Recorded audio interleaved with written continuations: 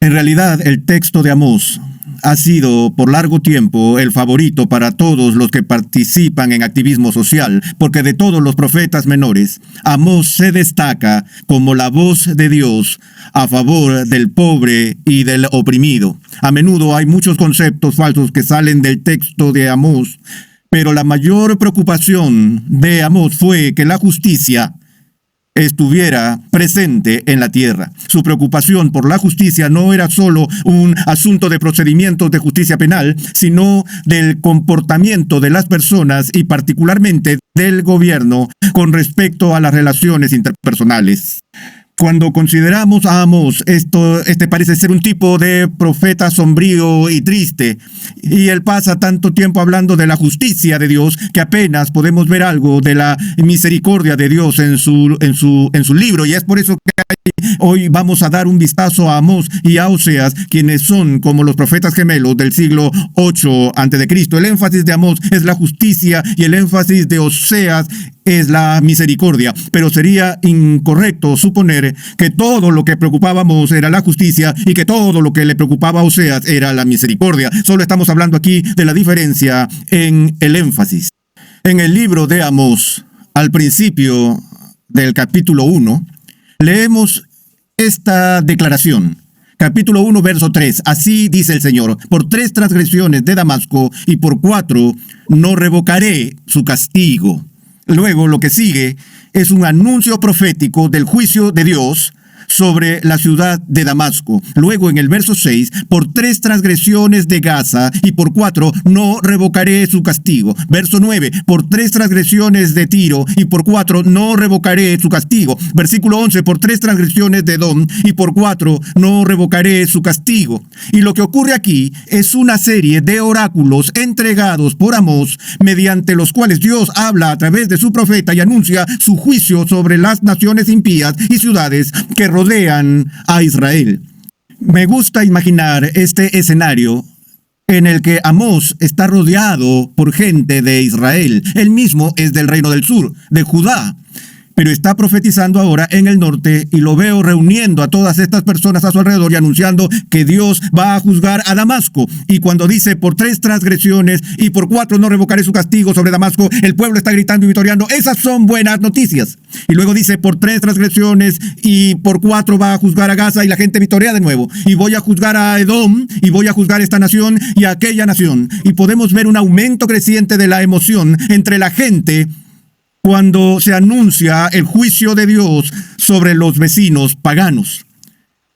Pero entonces, en la cúspide de su entusiasmo, Amós dice, por 3 transgresiones y por 4, oh Israel, yo no revocaré mi castigo.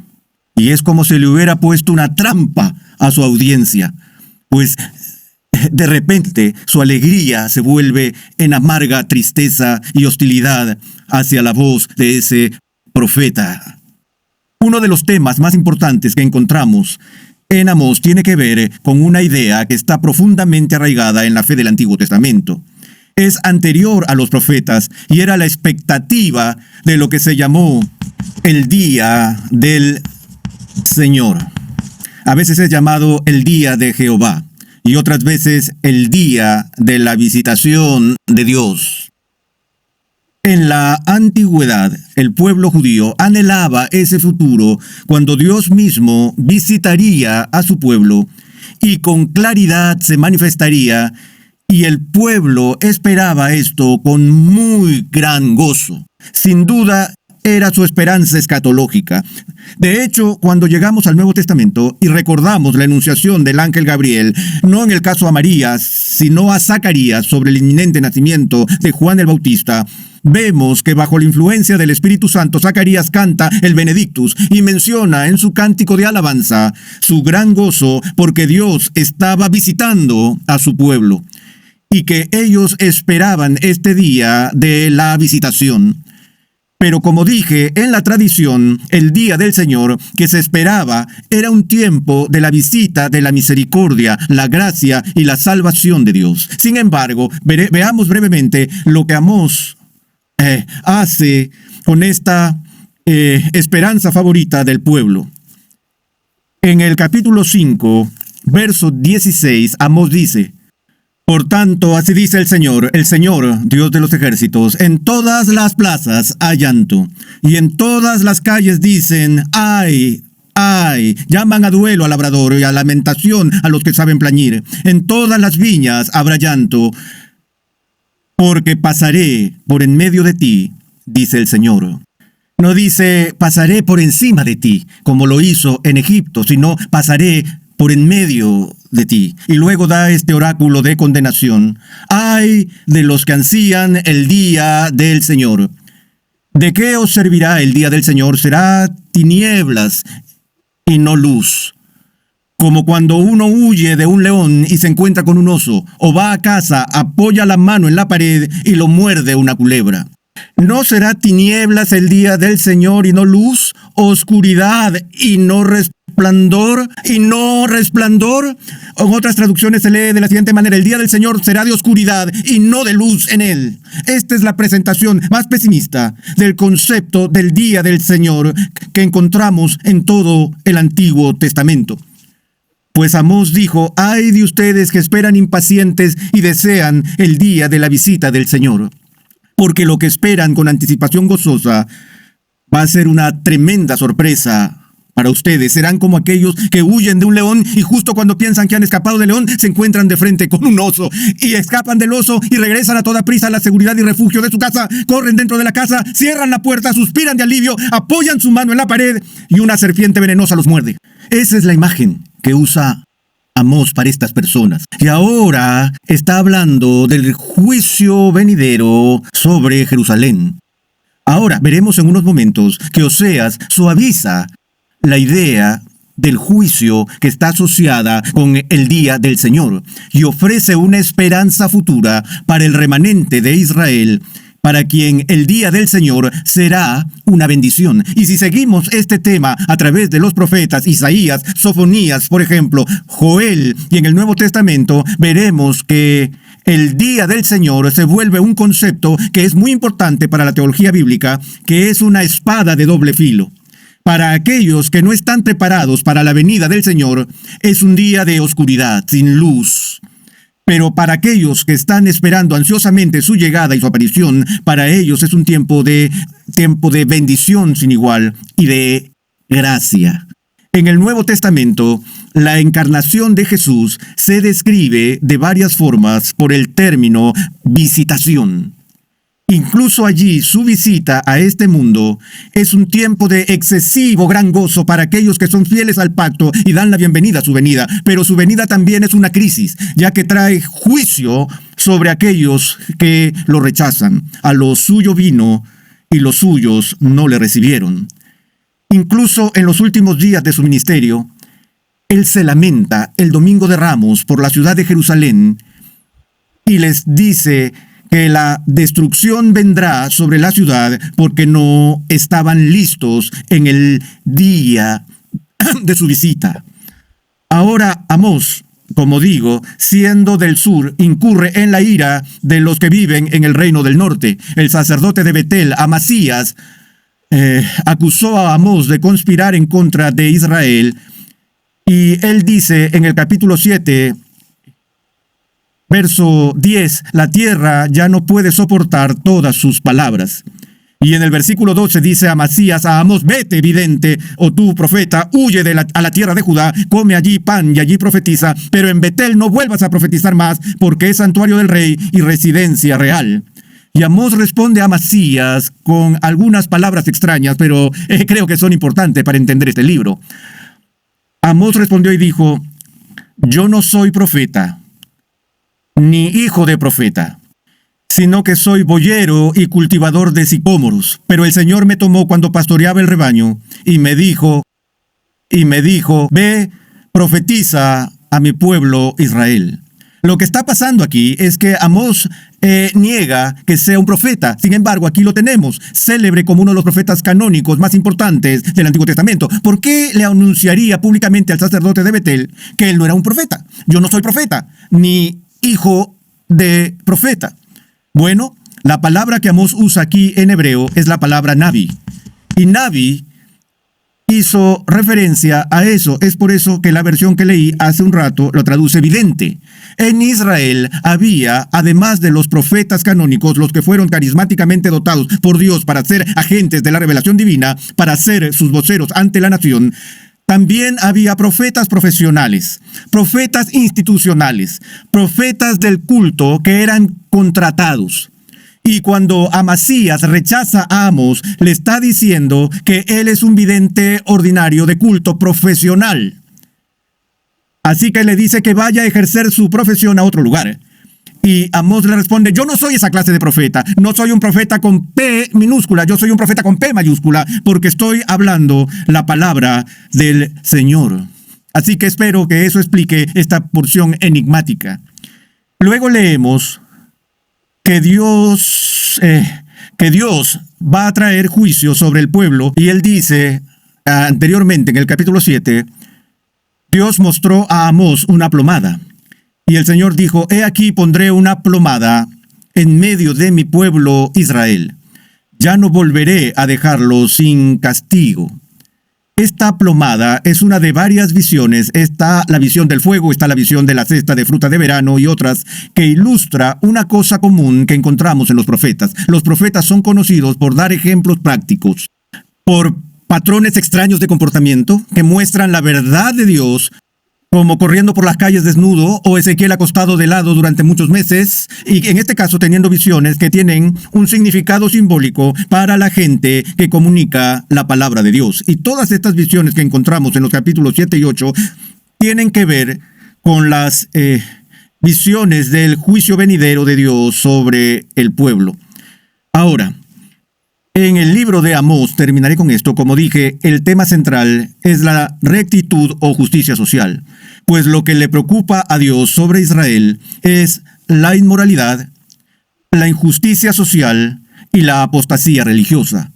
Así que Dios dice al pueblo, desprecio tus fiestas, aborrezco tus asambleas solemnes, tus sacrificios se han convertido en un hedor en mi nariz, porque aunque tienes los adornos exteriores de la religión, se están tratando unos a otros de forma opresiva, pues los pobres son vendidos por un par de zapatos. Luego dirige su atención a la clase rica de personas que en su mayor parte formaba parte en ese tiempo del gobierno de turno, y dice que las mujeres habían llegado a ser como las vacas gordas de Basán. Ahora imagina un profeta que se levanta hoy ante una congregación y le dice a las señoras ricas de la iglesia, ustedes vacas gordas de Basán, que descansan en camas de marfil, pero venden al pobre por un par de zapatos, y no hay justicia en las puertas. Y cuando se habla de la justicia en las puertas, se refiere al sistema judicial que se supone debe ser imparcial y no hacer diferencia entre el pobre y el rico. Y lo que está sucediendo en este momento es que los jueces están aceptando sobornos y están distorsionando los principios de la ley de Dios que eran una parte de su pacto. Como ya lo mencioné, el profeta Amós hace hincapié en esta preocupación por la justicia social. Oseas, su homólogo en aquellos días, es quizás el más famoso para nosotros por lo que ocurre al principio del libro que lleva su nombre. Oseas es elegido por Dios y le manda salir y casarse con una ramera, al parecer una prostituta profesional. Demos un vistazo a este relato que se encuentra al principio del libro de Oseas, donde leemos en el primer capítulo, verso 2, leemos, el Señor le dijo, anda, toma para ti a una mujer ramera y engendra hijos de prostitución, porque la tierra se prostituye gravemente abandonando al Señor. Ahora, esto es importante. Como dije, los profetas usan constantemente ejemplos prácticos. Y aquí tenemos el ejemplo máximo que Dios estaba tratando de demostrar a su pueblo al decirle a Oseas que se casara con una prostituta. La razón para ello es obvia, porque mi pueblo se ha convertido en una ramera. Mi novia me ha sido infiel. Pero me he mantenido casado con esta novia por tanto tiempo y he tolerado y he sido paciente con sus infidelidades. Pero ahora el tiempo del juicio está cerca. Y así leemos en el primer capítulo, Oseas fue y tomó a Gomer, hija de Diblaim, y ella concibió y le dio a luz un hijo.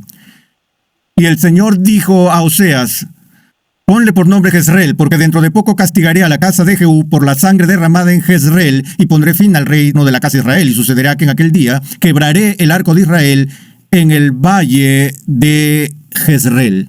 Una vez más, prediciendo la derrota militar de Israel que tendrá lugar en el valle de Jezreel. Y así, al primer hijo de Oseas se le da un nombre que comunica y encarna la profecía de Dios. Luego, él continúa diciendo que su esposa concibió otra vez y dio a luz una hija, y Dios le dijo: ponle por nombre Lo-Ruhamá, porque yo no me compadeceré de la casa de Israel. El nombre significa no más misericordia. ¿Cómo te llamas, pequeña? Mi nombre es no más misericordia.